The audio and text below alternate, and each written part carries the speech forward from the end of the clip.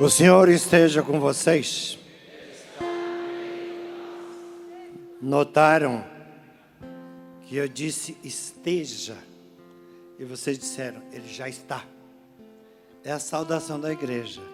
Em todas as missas, em todos os encontros, o padre diz, eu desejo que o Senhor esteja com vocês. E o povo responde, que é isso, padre? Ele já está. Então esse conceito de que a presença de Deus entre nós, nos iluminando, o tempo todo está falando com a gente. E este é um momento que nós vamos também falar a Deus, e Deus vai falar conosco.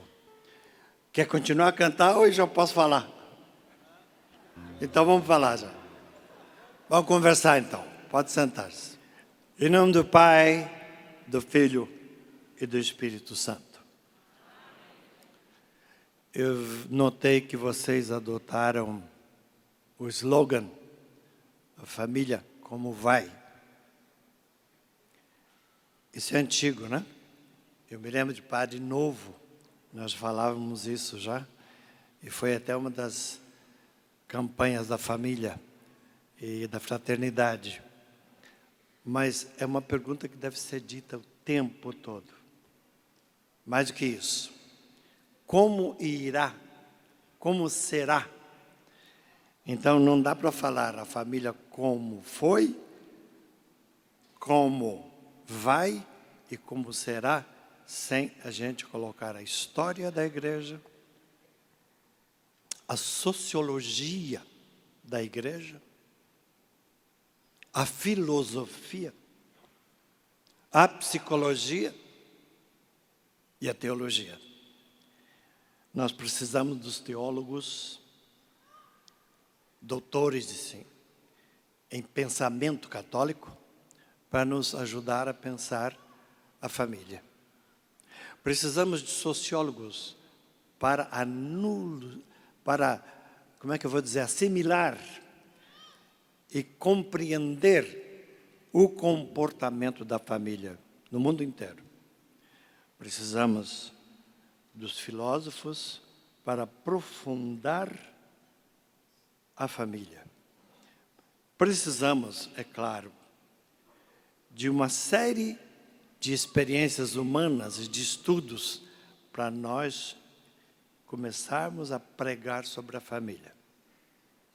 Assim como ninguém pode sair por aí pregando sobre Jesus Cristo, se não estudou Jesus Cristo na Bíblia e na história da igreja, também não dá para falar sobre a família de qualquer maneira, porque as facetas são muitas. E em cada país, em cada povo, em cada cidade, em cada região, a família tem a sua característica. E todos eles, somados, pai e mãe, e filhos, e avô, e vó, começamos a entender o que é a luz de Deus sobre o casal. Nós cantamos a missa todos os dias, no domingo sobretudo, o hino do Glória. Muita gente nem para pensar o que quer dizer isso. É que nós começamos a missa saudando todo mundo. Eu acabei de fazer isso agora. Bem-vindos, o Senhor esteja convosco. Ele já está aqui. Aí, em seguida, na missa, os casais que estão lá, as famílias, as crianças, os mais idosos, começam a dizer, eu admito que eu sou pecador. Todo mundo, até as crianças que são inocentes. Eu admito que eu tenho pecado, que eu não cheguei lá, eu quero me purificar. Então nós começamos a missa dizendo, Senhor, nós erramos. De vez em quando, muitas vezes, tende piedade de nós. Mas para que a igreja não seja uma igreja lúgubre, culpado da vida eterna. Deus não quer que a gente saia por aí dizendo, sou culpado, sou culpado. Uma coisa é admitir o pecado. Outra coisa é viver sob o jugo do pecado. Então a igreja diz, vamos pedir perdão. Mas logo em seguida a igreja diz assim, vamos cantar a glória de Deus. O que é a glória de Deus? É luz. Para os hebreus, a palavra em hebraico, que depois foi traduzida como glória, não queria dizer nada mais do que a luz que não se vê, a luz de Deus, mas que joga seu brilho sobre as nuvens. E a narração diz isto. O povo caminhava no deserto e não sabia para onde ia. Precisava da luz de Deus para enfrentar aquele deserto. Então o que fizeram? Deus mandava a sua luz que ninguém via. Nem Moisés pôde ver. Não era possível. Nós não temos capacidade de ver a luz de Deus. Então ele dava sinal e só uma nuvem, não eram todas, uma nuvem brilhava.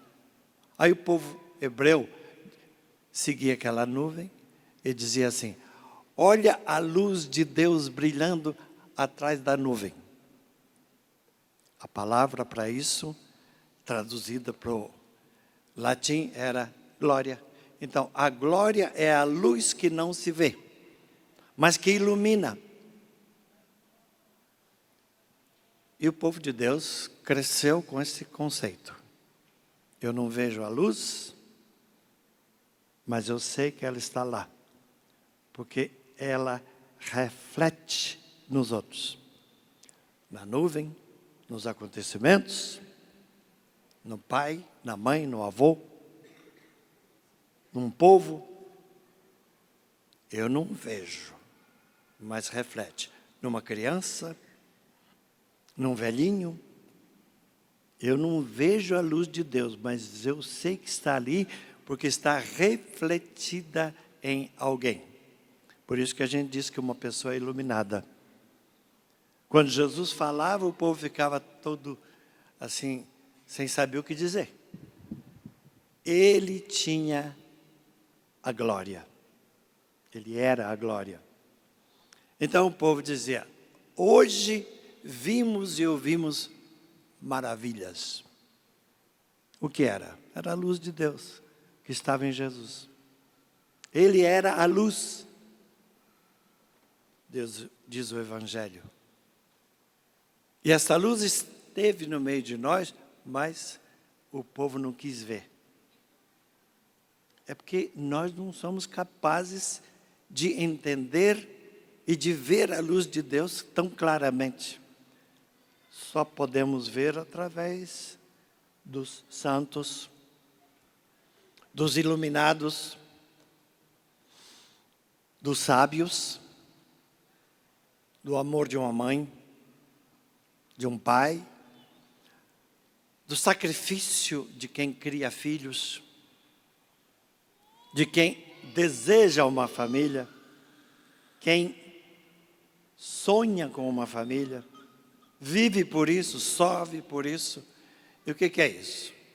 Isto é a glória de Deus brilhando nas pessoas. E o maior brilho que se conhece é o brilho da família. Porque o bispo vem da família. O Papa veio da família. Eu vim. Os padres vieram. Vocês vieram. Alguns renunciam ao direito de ter uma família por querer ajudar todas as famílias. Não é que nós não queremos família, renunciamos em favor das famílias que têm essa vocação. Então a mulher diz, eu gostaria de ser mãe. O homem diz, eu gostaria que fosse pai. Que Deus me mande um filho. Vários filhos. A mãe também. Eu, se possível, quero 2, 3, 4 filhos. Eu quero ser mãe. É a luz de Deus atuando na mulher, na menina, no rapaz. Ontem, a minha sobrinha neta teve o primeiro filho. A primeira coisa que ela fez, mandar uma mensagem para mim, dando o nome dele e dizendo, a luz de Deus brilhou em nós. Porque eles entendem a nossa conversa. Então, ontem brilhou a luz, uma nova luz, naquela família, da Priscila, minha sobrinha. Isso quer dizer, Deus fez mais uma luz. Que veio da luz dos pais, do pai, da mãe e da família. Por isso a importância da família que brilha. Da família gloriosa. Da família que vive cantando glória a Deus. Lá nas alturas. Glória a Deus aqui na terra. Aqui na família. Porque tudo isso é luz de Deus. Eu pedi aos editores que vão fazer uma tradução de um livro do Joseph Ratzinger, que é o Bento XVI, com o título é Dio e il mondo. Deus e o mundo. Essere cristiani nel nuovo milênio. O que é ser cristão nesse novo milênio? Isso foi ditado pelo Papa, conversado com o jornalista Peter Seewald, que conversou com o Papa durante vários meses. Um jornalista alemão. E o que está aqui é uma sociologia do Papa sobre o ser humano, principalmente sobre a família. Esse livro não foi traduzido, mas vai ser agora por 2 editoras. Muito do que eu prego sobre a Maria e sobre a família veio da sociologia e da teologia deste Papa. Mas, claro, os outros documentos da igreja, todos eles.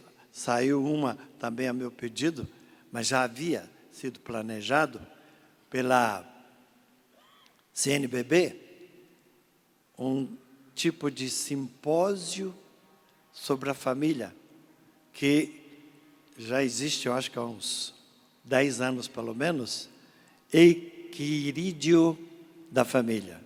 É um simpósio. Isso já existe em livro. Tudo que se já falou sobre a família na Igreja Católica está ali. Grosso assim. Depois há outros livros, grossos assim também, sobre a mulher, o homem, os filhos. Participei do último encontro para os jovens, tipo de sínodo com os jovens, que agora já saiu o documento. E lá, o que falamos? Família. Falamos dos jovens, sem família, com família, preparado para a família. Família, família, família. Sempre tem que haver. E nos livros de história do cristianismo, ainda que não se fale explicitamente sobre a família, não é possível falar de história do cristianismo em todas as religiões. Sobretudo em todas as igrejas. se nós não perguntarmos como é que era aquela família no tempo de Jesus. Como era a família no tempo de Moisés. Como era a família dos hebreus. Dos povos que brigavam com o povo hebreu. Como era a família entre os gregos. Como era o homem, a mulher e os seus filhos entre os romanos. O que a igreja fez para mudar aqueles costumes? A igreja pregou a sua sociologia, a sua teologia, a sua cultura, vinda já dos profetas, e foi desenvolvendo, nesses últimos 2000 anos, o conceito de homem que gerou um filho, mulher que gerou 2, 3, 4, 5 filhos e educou. A palavra educar vem de ex ducere. Eu pego daqui, levanto e faço essa pessoa maior do que eu. Isso é educar. Seus filhos podem ser maiores do que vocês, mas é o que vocês querem. Vocês pagaram dinheiro para isso, faculdade. Muitos de vocês não tiveram chance de ter uma universidade. Seus filhos têm. Muitos de vocês nem de escola tiveram algumas, mas seus filhos têm. E vocês deram tudo que puderam para aquela menina, para aquele menino, porque vocês queriam educá-los. Vocês queriam que eles subissem, até ficar mais alto do que vocês. Mas é por isso que vocês são grandes. Levantar o seu filho. O que faz um pai quando fica feliz quando tem um filho? Ele pega e levanta o filho. Para mostrar, olha, eu tenho um filho. Você pega a criança lá de baixo, você se deita com a criança, você levanta e põe a criança mais alto do que você. É o carinho que faz o pai fazer isso.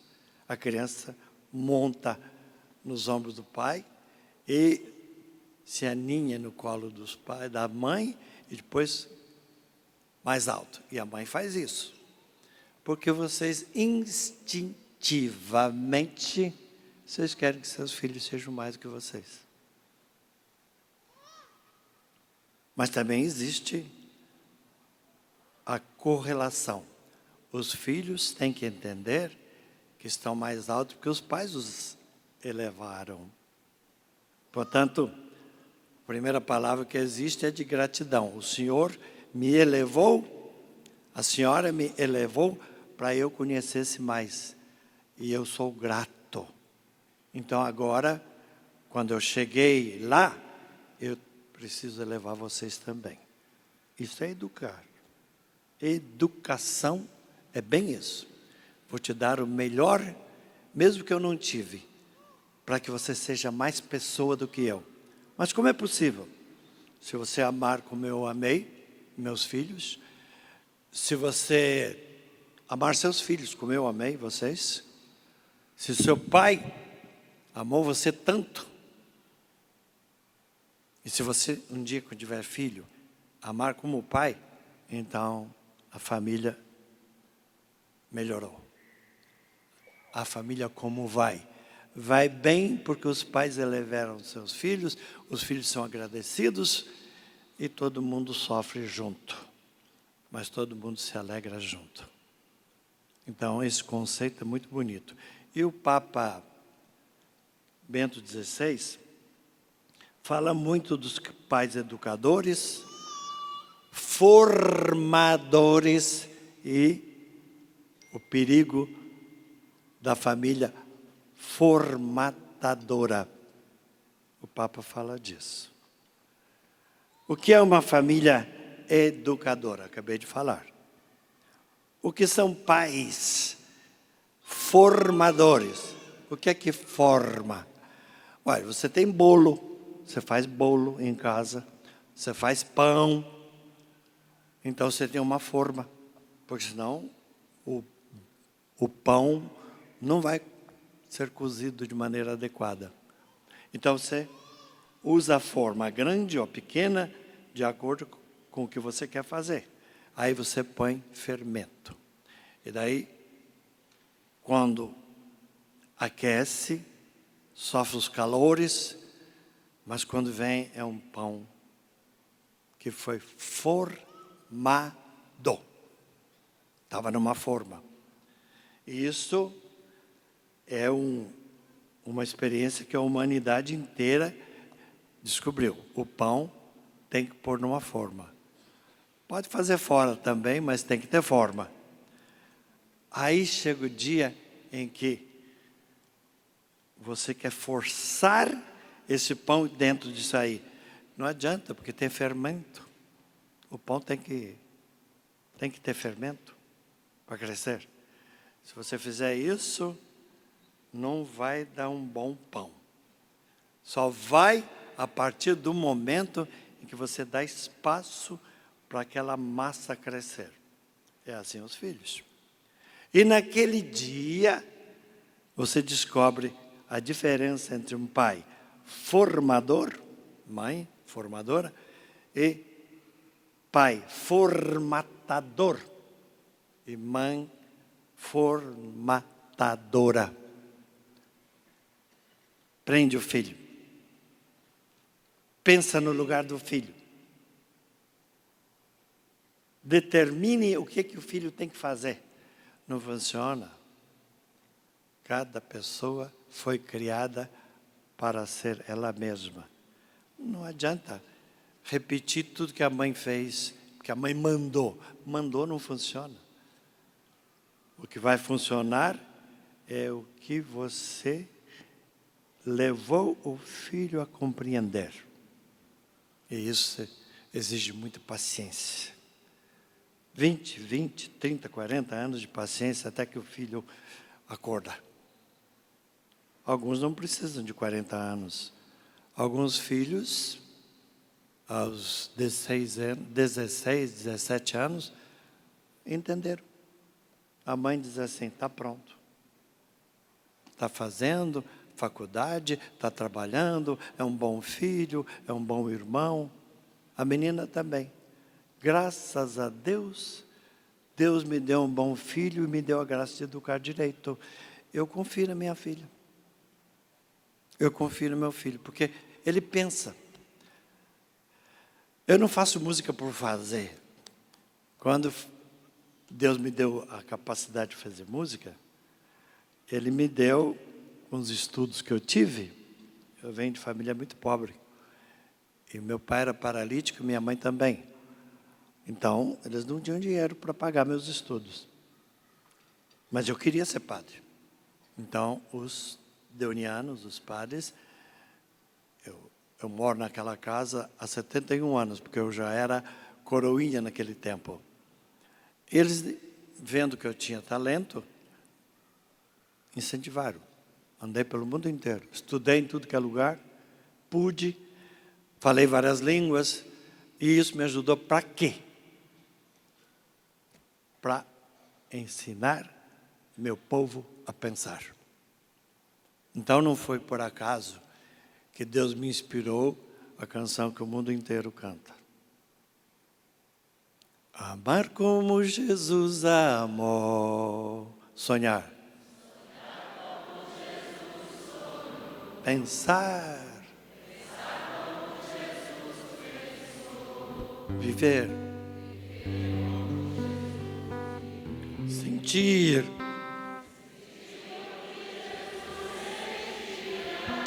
Sorria. E ao chegar,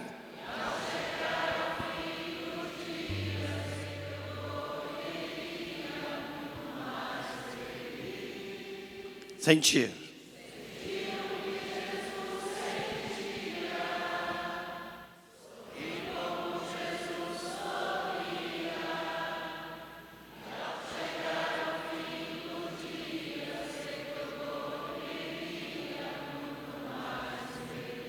eu fiz essa canção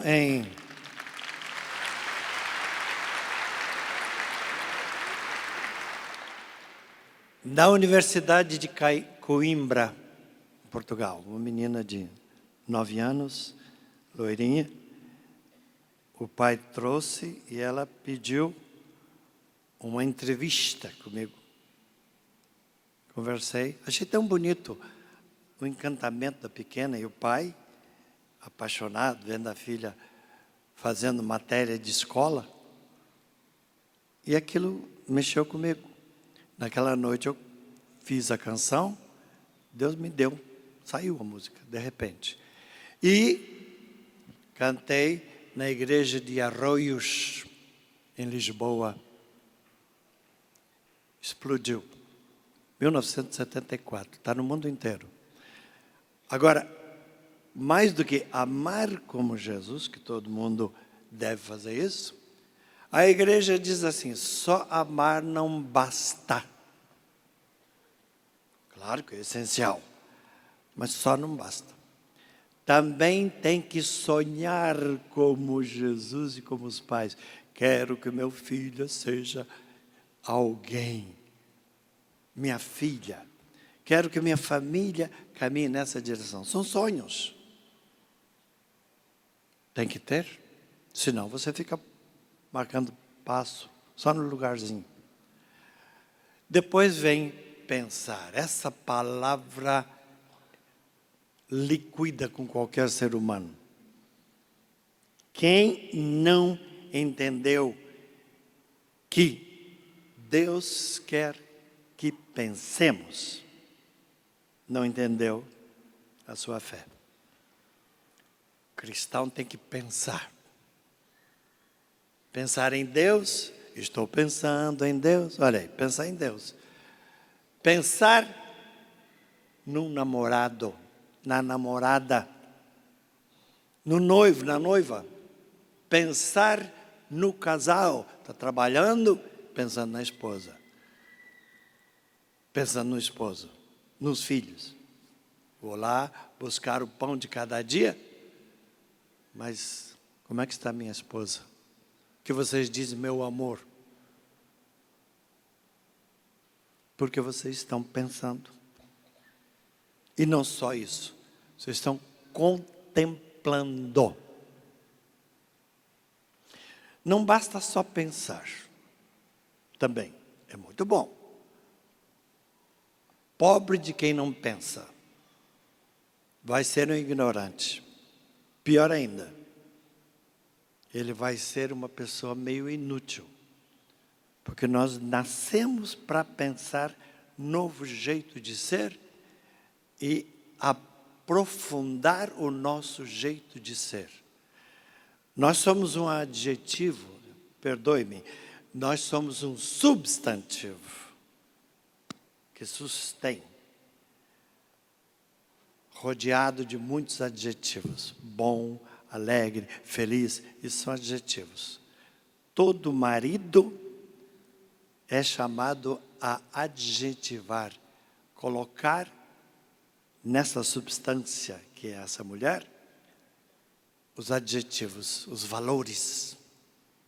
Mesma coisa. A mulher, então, contribui para que o seu esposo apareça com seus valores. E ela ajuda o marido a ter e acrescentar valores. Mesma coisa a esposa. O marido diz, ela é linda, eu gosto muito dela, eu quero viver com ela. Por quê? Ela tem tanta coisa boa. E você pode dar algum valor ou mais para ela? Eu acho que eu posso. Acho que eu posso sim. Eu também tenho meus valores. Isso é casamento. Acrescentar valor na outra pessoa que já tem valor. E o casamento dá certo quando os dois acrescentam valores. Valor de mulher, que o homem não tem. Valor de homem, que a mulher não tem. E os valores em comum que aí vocês, os dois lados, têm. E aí vem os filhos. Cada um com o seu pequeno valor, que deve crescer. Isso tudo é uma pedagogia da fé. Para que a igreja possa viver a sociologia da fé. Nós, família, cabemos em que cidade? Em que bairro? Em que comunidade? Eu caibo nessa comunidade onde eu estou rezando e orando? Eu entrei de corpo e alma nessa realidade, então eu estou vivendo esta sociologia. Eu sou sociável. Eu quero bem das famílias ao meu redor, não só a minha. Eu quero bem os vizinhos. Eu quero bem o meu país. Eu faço política, porque eu quero mudar meu país para melhor. Como está, não dá. Eu não concordo com essa política. E eu falo. Agora, há coisas boas, então eu elogio. Não importa se é esquerda ou direita, desde que seja decente. Se tem um bando de ladrão lá, então não tem valor. Jogou fora os valores. Mas política é coisa boa. A família tem que ajudar. Não dá para jogar fora. Ah, não quero falar de política. A igreja diz que tem que fazer. Nesse livro aqui, que é o Concílio Vaticano II, está cheio, deve ter mais de 140 páginas sobre a sociologia de um povo, a política de um povo e a espiritualidade de um povo. A igreja atualizou tudo isso pegando da Bíblia. Mais do que isso, a igreja continua dizendo, sem pai e mãe não dá. E se não houver pai e mãe, então que venham os educadores, que venham as irmãs educadores, os padres educadores, os casais educadores, que venham os movimentos familiares para educar criança e filho e ajudar a igreja. Que venham os leigos que têm o dom do casamento e o dom de criar filhos para orientar, eu disse orientar, os padres, os bispos, porque nós não sabemos o que vocês sabem. Quem tem 4, 5 filhos sabe mais do que eu sei, porque eu não tive isso. Quem faz 20 anos, 30 anos, está cuidando de filhos, claro que você sabe mais do que eu. Eu sei algumas coisas mais do que vocês, por causa dos cursos que eu fiz, das leituras que eu fiz e dos títulos que me deram. Está bem, mas isso não basta. Eu preciso ouvir os leigos. As queixas deles, vocês têm razão, quando nós não ajudamos vocês. E vocês têm razão quando dizem, olha, a igreja está meio devagar. Nisso eu não concordo. Isso é cristianismo. Por exemplo, se eu souber dizer concordo, discordo, eu estou pensando. E eu estou sendo franco, sincero. Se eu só discordo, então eu não sou um bom católico. Se eu só concordo, também não sou um bom católico. Aí eu sou um joguete na mão do pregador, que vai lá, fala bonito, mas quem tem que viver é você. Então, é fundamental que o leigo pense com a igreja. É fundamental que você que é formado em direito, sociologia, pedagogia, filosofia, engenharia, você sabe isso, você estudou, você tem essa cultura, você é médico. É claro que você pode ensinar o padre, porque nós não estudamos isso, estudamos outras coisas. Então, a família é um depósito onde há tudo isso. E uma boa mãe, nossa, não dá para descrever. Um bom pai, não dá para descrever. Mas o bispo e o padre, sabe, esse senhor é muito bom. Essa senhora é ótima. Eu acabei de receber mais um título numa universidade aí. E lá estava um bispo, um grande sociólogo católico, padre. Estava eu, estava em memória, porque ela já morreu, mas o filho foi receber no lugar a Zilda Arns. Essa mulher, ela não tem adjetivo para descrevê-la. Essa mulher era demais. Viveu para os outros, ensinou a ser mulher, a ser médica. Ela era médica, irmã de um grande cardeal, Dom Paulo Arns. E ela, na humildade dela e Dom Paulo, eu convivi com Dom Paulo muitas vezes, aprendi muito com ele. Então eu dizia, meu Deus, que mulher extraordinária. Morreu entre os pobrezinhos, lá no terremoto. E o filho, então, veio receber no lugar da mãe. Esta mulher é santa. Eu convivi também, com a graça de Deus, irmã Dulce, fiz muitos shows em benefício da obra dela. Que mulher completa.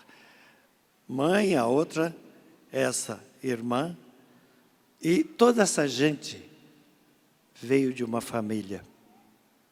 E todos eles beberam o amor de mãe e de pai no começo.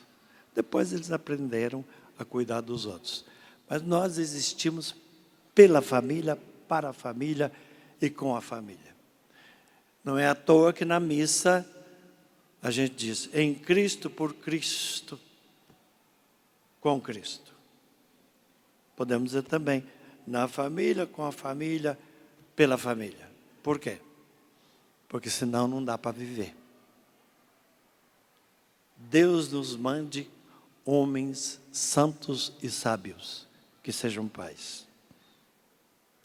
Mandou muitos que não são pais, mas vivem a serviço da família. Mandou mulheres muito santas, e o modelo é Maria. Porque nós temos esperança. O mundo pode mudar, e vai mudar, à medida que a família pensar como Jesus pensou. E possamos então terminar dizendo assim, a família como vai? Se for como a Maria de Nazaré, e a família de Nazaré, então vai bem. E se continuar sendo, será melhor ainda. Então eu modifiquei a minha oração, Maria de Nazaré. No final eu ensino para vocês porque eu mudei. Isso eu fiz também em 1973. Vocês podem cantar comigo nessa reflexão. Maria de Nazaré, Maria.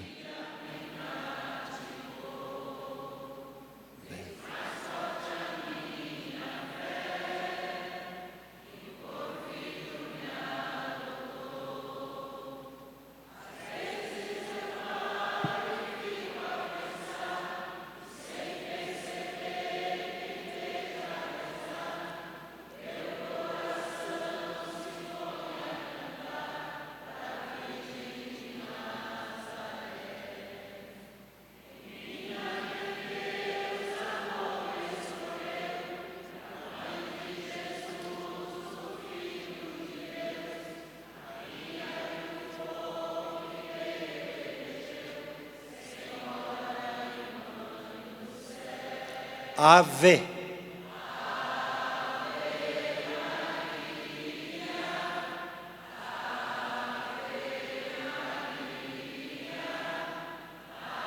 Mãe de Jesus.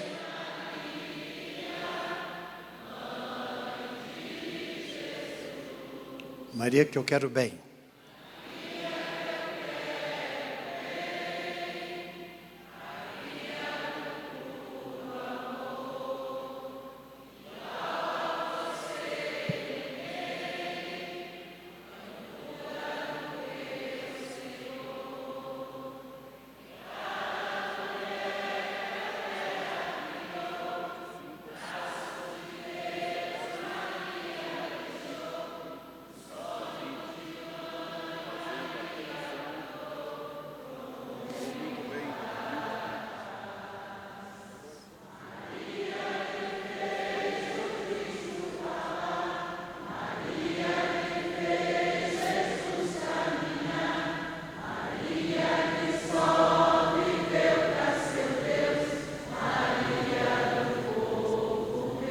Santa Maria. Santa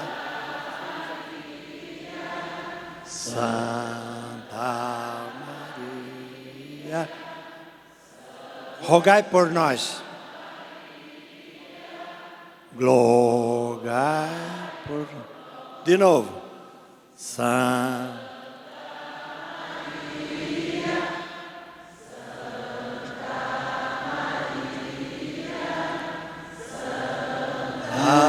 Maria, nós temos mãe, nós temos mãe.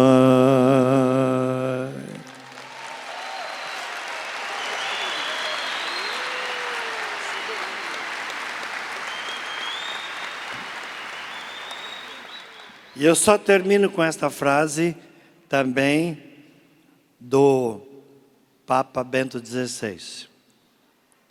Todos os casais têm que ser nídicos. Desejo de um ninho. Tem que ser nidíferos. Que nem o filho que leva o ninho onde vai. Fica lembrando os pais. Nidífero porque planta ninhos, cria ninhos. E depois, nenhum deve ser nidífago. No Brasil e no mundo inteiro, aumentou muito o número de mulheres que fogem do ninho. Homens que fogem do ninho, que abandonam o ninho. Aí, a maior tragédia é isso. Homem que não assume a família. Casou, mas não assume. A mulher também. E daí vem aborto e todas as coisas que nós já sabemos.